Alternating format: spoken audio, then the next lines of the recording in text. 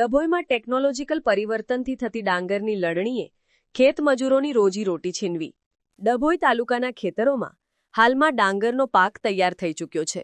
Technological પરિવર્તન ગ્રામ્ય વિસ્તારોમાં વસતા ગરીબ અને શ્રમજીવી પરિવારો માટે રોજીરોટીનો ગંભીર પ્રશ્ન ઊભો કરી રહ્યું છે.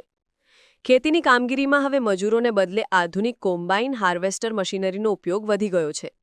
આ મશીનોની કાર્યક્ષમતા એટલી ઝડપી છે કે જે કામ અગાઉ પરંપરાગત રીતે મજૂરો દ્વારા કરવામાં આવતું અને જેને પૂરું થવામાં 3 દિવસ લાગતા, તે જ કામ મશીન દ્વારા માત્ર 1 કલાકમાં પૂર્ણ કરી દેવામાં આવે છે.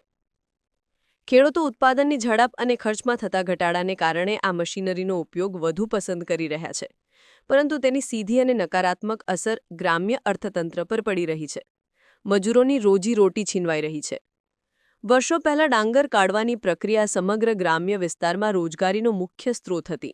અગાઉ દરેક ગામના સ્થાનિક મજૂરો, ખાસ કરીને ગરીબ અને મધ્યમ વર્ગના પરિવારો, ડાંગરના ખેતરોમાં જઈને હાથેથી કાપણી કરતા હતા અને પછી તેને મસળીને ડાંગરના દાણા છૂટા પાડતા હતા.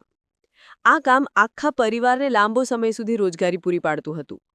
ટેકનોલોજીના યુગમાં હવે આ મજૂરોની જગ્યા મશીનોએ લઈ લીધી છે. મશીનરીના કારણે ડાંગર કાપણી અને દાણા કાઢવાની પ્રક્રિયામાંથી માનવ શ્રમની જરૂરિયાત લગભગ નાબૂદ થઈ ગઈ છે. પરિણામે ગામડાઓમાં વસતા અને માત્ર ખેતીના કામ પર જ નિર્ભર રહેતા હજારો શ્રમજીવી પરિવારોની રોજીરોટી છીનવાઈ ગઈ છે.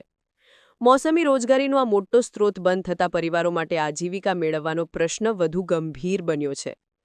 ડાંગર જેવા મુખ્ય પાકની લણણીમાં મશીનરીનો વધતો ઉપયોગ ગ્રામ્ય વિસ્તારોમાં એક મોટો સામાજિક અને આર્થિક પડકાર ઊભો કરી રહ્યો છે. જ્યાં મજૂરી કરીને કમાણી થતી હતી, ત્યાં હવે આવકનો કોઈ મોટો સ્ત્રોત રહ્યો નથી. ગ્રામ્ય ગરીબી અને બેરોજગારીમાં વધારો થવાની સંભાવના છે. સમાચારની અવનવી અપડેટ જોતા રહો નિખરતા ગુજરાત ન્યૂઝ સાથે. નિખરતા ગુજરાત ન્યૂઝને લાઇક, શેર, સબસ્ક્રાઇબ કરો અને બેલ આઇકન દબાવીને સમાચારની ઝડપી માહિતી મેળવો.